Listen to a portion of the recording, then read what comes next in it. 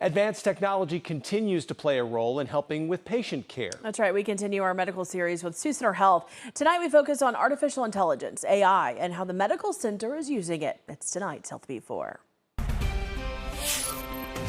You know, I think AI is great. I don't look at it as replacing the workforce. I look at it as enhancing and helping the workforce do the work they do even better. Sioux Center Health Chief Executive Officer Corey Nelson says artificial intelligence is already in place in some of the workflow at Sioux Center Health. AI is changing so much and so fast. In fact, we're in week 2 of implementing our new healthcare record here. This main health artery in Sioux Center is using AI to fill out a patient's history and help code, as well as document progress reports. To be able to just have a conversation with a patient and their family and not have to be sitting there on their computer all the time typing it, the amount of work that saves them and the accuracy of actually what happens in that conversation is just, it's amazing. Nelson says the health team is seeing many new advances in helping with the diagnostic side.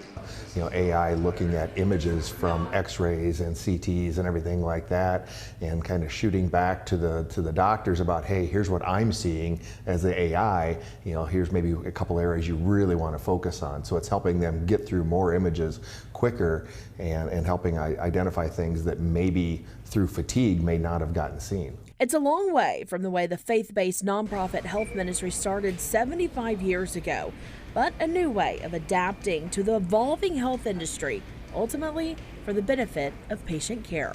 I think we have to be very careful with it. We don't want AI making decisions where the human needs to make the decision, but I think it has some great assistive capacity. Now, Sioux Center Health has 2 additional clinics in Hayward and Hull, along with a senior care facility in Sioux Center.